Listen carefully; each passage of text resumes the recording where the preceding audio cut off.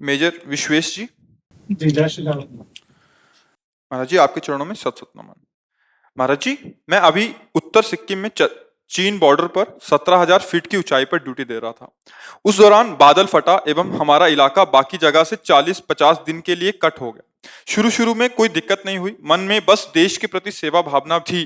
पर कुछ दिन बाद थोड़ा थोड़ा समय के लिए मन विचलित हो जाता था। थोड़ा चिंतन करके इसका कारण जानना चाहा तो कुछ स्पष्ट समझ में नहीं आया। फिर वही ड्यूटी देने जाना है, मन पूरी तरह से सेवा में लगे, इसीलिए विचलित हम ना हो, प्रणाम इसके लिए क्या करते हैं करें? ना। अपने देश के जो सैनिक जब हमारे सामने आते हैं तो हम ऐसे आनंदित होते हैं जैसे माँ के सामने बेटा आता है ना, ऐसे हम आनंदित होते हैं।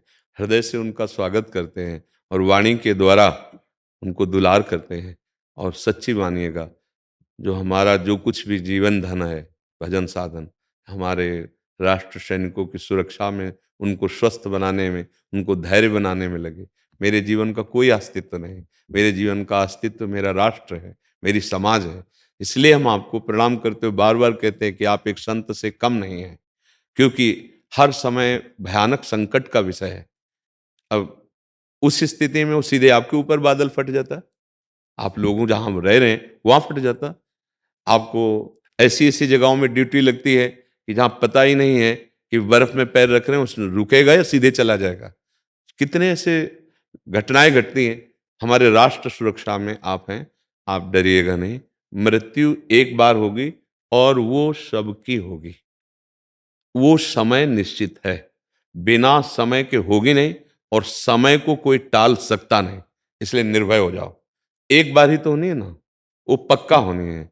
कहाँ होनी, कैसे होनी, ये निर्णय अपने नहीं कर सकते। सुनो भरत भावी प्रबल, बिलख कहो मुनिनाथ, हानि लाभ जीवन मरण, जस अप जस विधियान। आप तो भावना करके जा रहे हैं राष्ट्र सेवा की, कि अब पता नहीं वापस हो या ना हो, है ना। ब्याह हुआ, दूल्हा दुल्हन कार में बहुत मुस्कुराते हुए जा रहे हैं, आग लगी दोनों मर गए। वो तो नहीं जा रहे थे राष्ट्र सेवा में, लेकिन समय आ गया तो सुखद एसी की कार में ब्याह होके जा रहा है। और उन समय किसी को बख्शता नहीं, उसे काल कहते हैं। काल तो एक बार ग्रसता ही है शरीर को, तो भय क्या करना। अविनाशी के बच्चा हो, तुम्हारा स्वरूप अविनाशी है। अब शरीर भाव भी है तो उसे राष्ट्र सेवा में समर्पित करते हैं। देखो, जिस समय हमारे अंदर प्रबल राष्ट्र सेवा का नशा चढ़ जाएगा ना, तो अपनी मृत्यु कुछ तिनके के समान से ज्यादा नहीं लगेगी। देख लो हमारे राष्ट्र प्रेमी जनों को, आप भी उसी में हैं। वंदे मातरम, और ऐसे फांसी लगानी नहीं पड़ी, ऐसे फंदा लेकर इसे डाल लिया राष्ट्र के लिए, जैसे कोई वरमाला डालता है। हाँ, साहब, गुरु गोविंद सिंह के लाडले शहजादे दीवाल पे चुने जा रहे हैं और कहा जा रहा है कि मेरी बात मान, लेकिन वो अपने आप को निछावर कर देते हैं राष्ट्र पर। कभी उनके हृदय पे ये भय नहीं आया कि मेरी मृत्यु होने जा रही है।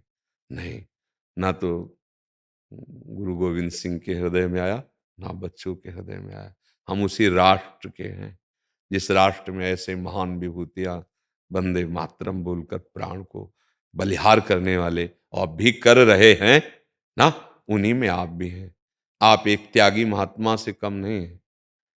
एक त्यागी महात्मा अपने प्राणों को भगवान में समर्पित करके हर कष्ट सहता हुआ काम क्रोध विकारों को सहता है।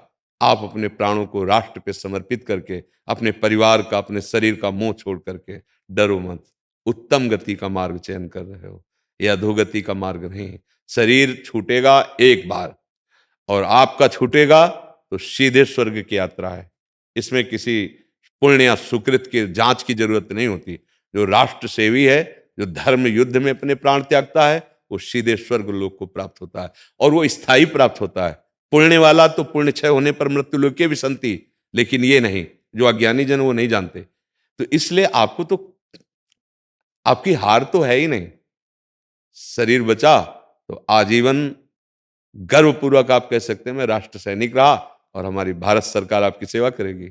और शरीर पूरा हुआ तो परिवार की सेवा होगी और आपकी उत्तम गति होगी। डरना तो है नहीं, दोनों हाथ में लड्डू हैं। इसमें कभी संकोच मत करना, भयभीत मत होना। नहीं नहीं, बिल्कुल नहीं। भय कायर पुरुष धारण करते हैं, वीर पुरुष नहीं। एक बार मरना, सबको एक बार मरना, फिर क्या मरने के लिए क्या डरना? एक बार है। अगर कोई एक आदमी मर रहा हो तो सोचने की बात आ जाएगी। सबको मरना है, इसका नाम मृत्यु लोक है। बात यही समझनी है।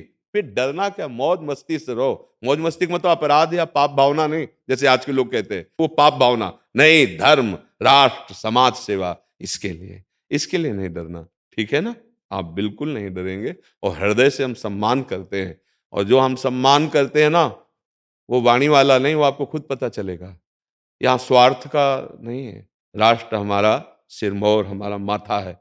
मतलब राष्ट्र को अगर कष्ट हुआ तो मतलब हम कष्ट से युक्त हुए। राष्ट्र के लिए हमारा जीवन। हम कई बार कह चुके हैं कि जितना हम भगवान से प्यार करते हैं उतना हम अपने राष्ट्र से प्यार करते हैं।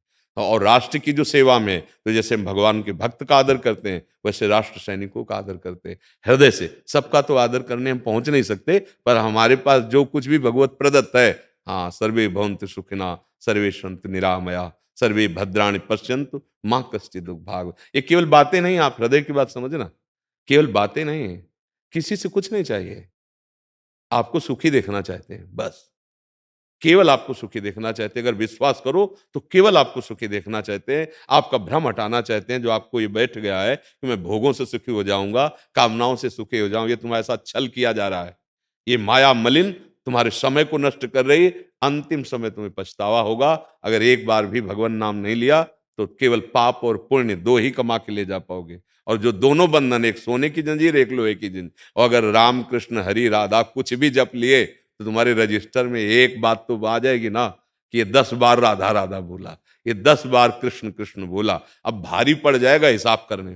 जो न्यायाधीश है भारी पड़ जाएगा। एक नाम त्रैलोक ही तारे।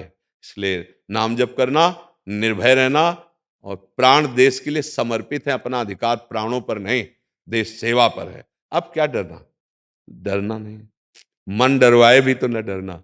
और देखो ऐसे कई प्रवचन हैं, उनको टेप कर लो, अपने पास रख लो। सुनने से बलवर्धन होता है। सुनने से हमारा जो मन हमको कल्पनात्मक भय देना चाहता है, हम उसको बुद्धि के द्वारा दबा सकते हैं, नष्ट कर सकते हैं। डरना तो नहीं है, नहीं, किसी भी परिस्थिति में। ये जैसे एक भारतीय जवान है, ऐसे एक साधु होता है, पक्का समझना। सच्चाई के मार्ग में चलने वाला। हर कष्ट सहना पड़ता है।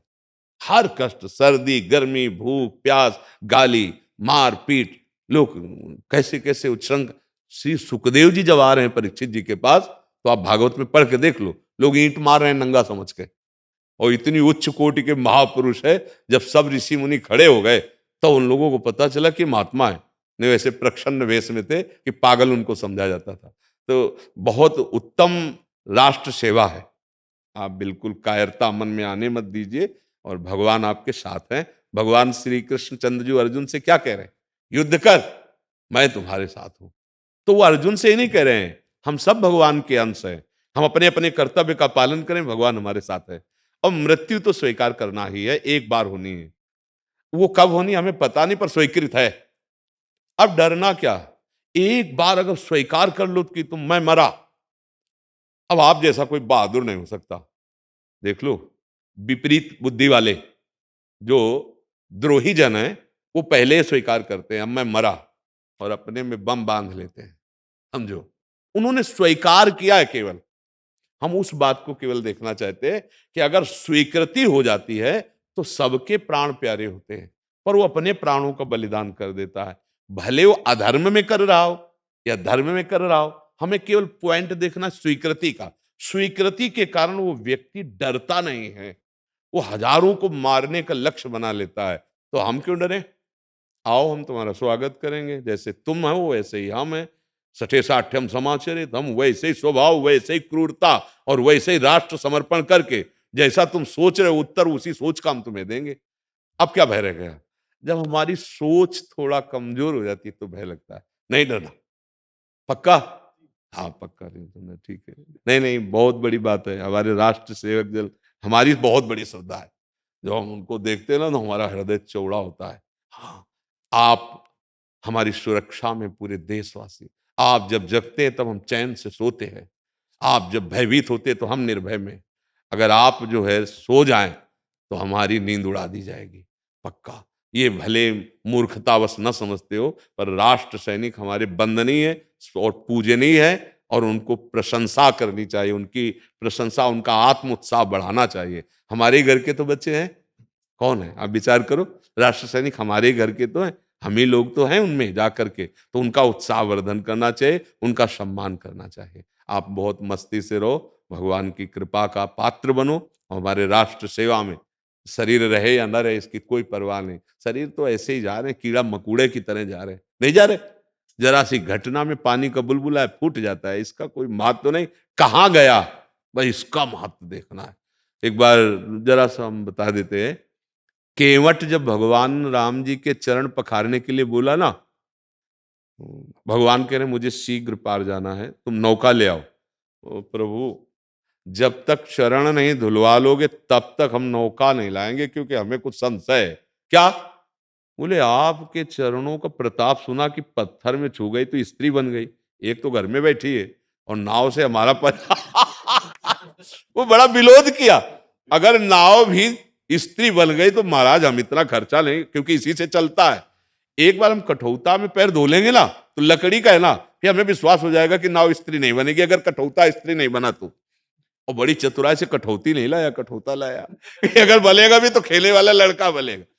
लक्ष्मण जी ने कहा ये विनोद का समय तुम्हारा, ऐसे किया, उसने कहा डरने वाले ने नहीं, बरु तीर मारो ही लखन पे, जब लग न पाए पखारी हो। भले तुम तीर मार, बोले इसमें भला तेरा क्या हो जाएगा अगर हम तीर मार देंगे? बोले देखो हमारा मरना बहुत प्रशंसनीय होगा, मरता हूं कहां, सुचि गंगा के तीर, साक्षी कौन है, रघुनाथ सुनाथ निहारत हैं, अपराध यही बस दास कथा, प्रभु के पद पदुम पखारत है। लक्ष्मण जी तुम हमें मारने की धमकी मत दो, मैं डरने वाला नहीं, क्योंकि इस समय मरना भी बड़ा मंगलमय हो जाएगा। गंगा के तीर पे रघुनाथ जी साक्षी हैं, अपराध यही था कि रघुनाथ जी के चरण पखार, भगवान ने कहा अच्छा जल्दी करो तुम्हें जैसे तसल्ली। हम ये पॉइंट तुम्हें बताना चाहते हैं कि मृत्यु तो सबकी होती है, लेकिन धन्य भाग है कि कहाँ होती है और किस उद्देश्य से होती है, इस पर आपका उद्देश्य देश रक्षा है, इसलिए मृत्यु आपके लिए स्वागत का विषय, डरना नहीं, आनंदित रहना। ठीक है।